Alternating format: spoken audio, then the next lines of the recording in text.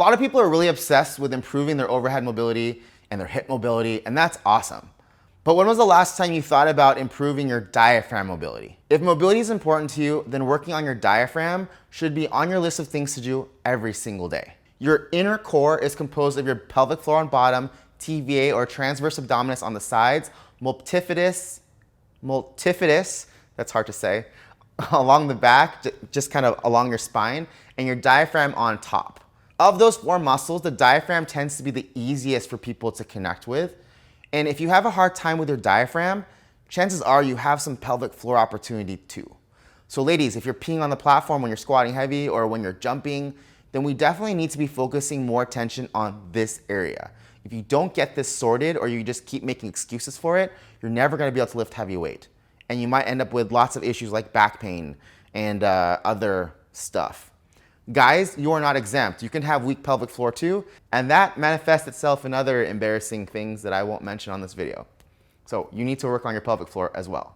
Just because you have six-pack abs doesn't mean you have a strong core. That's on the top. I know lots of people who are super shredded here, but don't have their inner core in order, and that's why they have low back pain, they have hip issues, knee problems, all kinds of stuff. So you cannot ignore your diaphragm and all the things associated with it. As it pertains to weightlifting, having a strong diaphragm is gonna help you to not lose your breath when you have a heavy bar on your shoulders. If you've ever experienced yourself starting to pass out or kind of get that tunnel vision when you're squatting, it's probably because you're not getting enough air.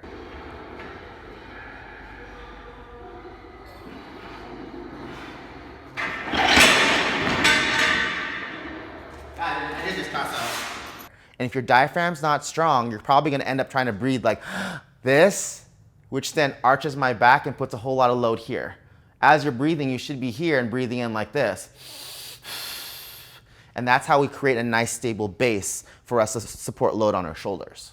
Other benefits of diaphragmatic breathing or belly breathing include helping you to relax, helping you to cope with anxiety, helping you to slow your heart rate, helping you to slow down your breathing so you can breathe more efficiently and also be able to tolerate more intense workouts. There are a lot of benefits of diaphragmatic breathing that go beyond the gym and will help you in everyday life.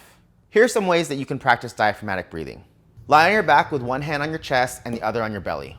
You can put your head on a pillow and you can bend your knees and put them on top of a pillow as well, and that will help you relax. Breathe in through your nose and press into your hand on the belly. The hand that's on your chest should move as little as possible. Purse your lips like you're going to whistle or blow out candles, and exhale slowly and gently. As you exhale, pretend that your belly button is like a black hole and draw everything toward it, like tightening up a corset. This will bring your TVA into action too.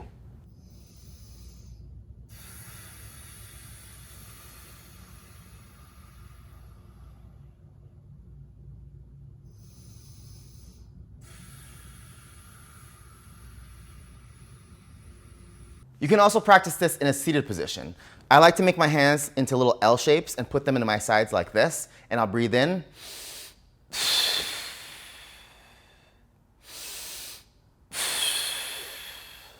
And that brings my external obliques into play. Incidentally, that's how you use a belt correctly. If you're using a belt to support your core, you're doing it wrong.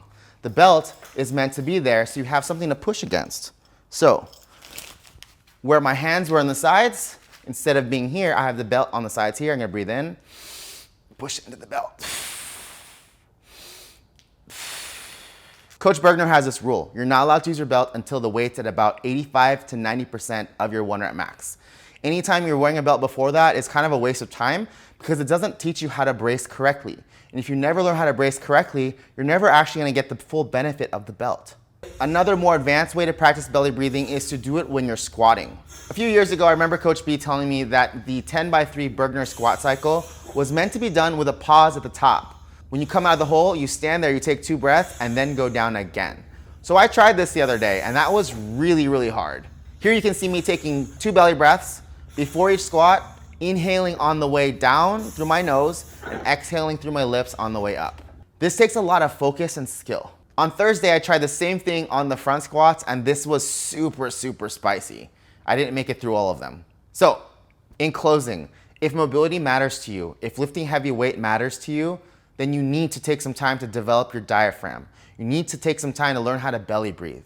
One of my favorite videos I like to show people at the Bergner Level 1 course is this old video of Rebecca Koha, where she is coming out of the clean, she gets set for her jerk, and she takes these big belly breaths. And then after she takes the last inhale, then she goes for the dip.